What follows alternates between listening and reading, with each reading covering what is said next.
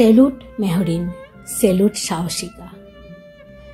21শে জুলাই 2025 দুপুর 1:06। Uttara milestone school. একটা স্কুল, হাজারটা চিৎকার, আর তার মাঝখানে দাঁড়িয়েছিলেন তিনি, একজন শিক্ষিকা, নাম মেহরিন চৌধুরী। জীবনের শেষ ক্লাসটা তিনি নিয়েছিলেন আগুনের ভেতর দাঁড়িয়ে। সেদিন দুপুরে সূর্য ছিল ঠিক আগের মতোই জ্বলন্ত, কিন্তু সেই আলোর নিচেই ছড়িয়ে পড়েছিল ঘন ধোঁয়া। চিৎকারে ভেসে যাচ্ছিল স্কুল চত্বর।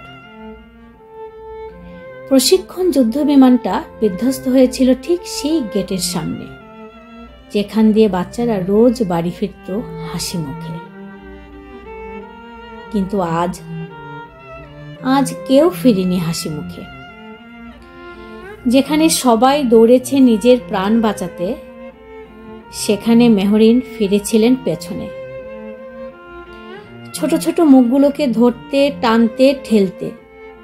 পুড়ে যাচ্ছিলেন নিজে, কিন্তু প্রতিটি শিশুকে আগুন থেকে আলাদা করেছিলেন মাতৃস্নেহে। একজন শিক্ষিকা কিভাবে মায়ের রূপ নিতে পারেন, তা আমরা সেদিন দেখেছি। চুল পুড়ে গেছে, চামড়া গলে যাচ্ছে, তবু তিনি থামেননি।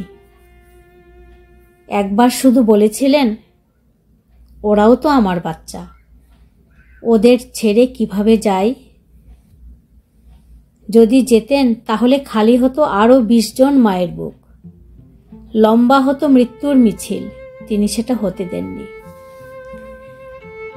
সেলুট মেহরিন, সেলুট সাহসিকা। হাসপাতালে নেওয়া হলো। পুরো শরীরটা পোড়া, 100% বার্ন। তবু আইসিইউতে শুয়ে থাকা সেই মুখে ছিল না কোনো অভিযোগ, ছিল না নিজের জন্য কষ্টের একটাও শব্দ। শুধু বলেছিলেন, পানি খাবো। মাত্র 3 ফোঁটা পানি দেওয়া হয়েছিল তাকে। স্বামী মনসুর হেলাল পাশে দাঁড়িয়েছিলেন। তিনি বলেছিলেন, তুমি আমাদের 2 বাচ্চাকে এতিম করে দিলে।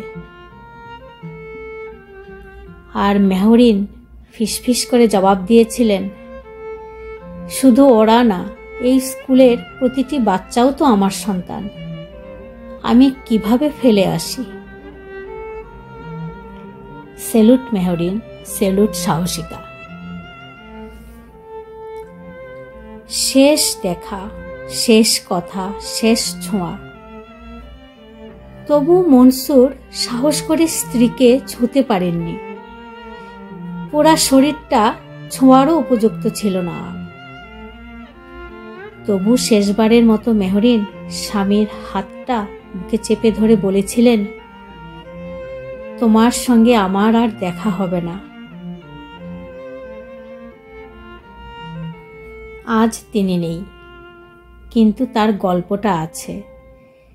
প্রতিটি শিশুর হৃদয়ে গাঁথা হয়ে আছে একজন মার চেয়ে বড় এক শিক্ষিকার গল্প, একটা নাম, মেহরিন চৌধুরী। 22শে জুলাই 2025 তিনি আকাশের তারা হয়েছেন। আমরা হয়তো ভুলে যাই, ক্লাসরুমের টেবিলের ওপারে দাঁড়ানো মানুষটাও কারো মা হতে পারেন, এবং কখনো কখনো একজন শিক্ষকই নিজের প্রাণ দিয়ে বুঝিয়ে দেন, ভালোবাসা শুধু রক্তে নয়, দায়িত্বেও জন্মায়। Salute Mehrin, salute সাহসিকা।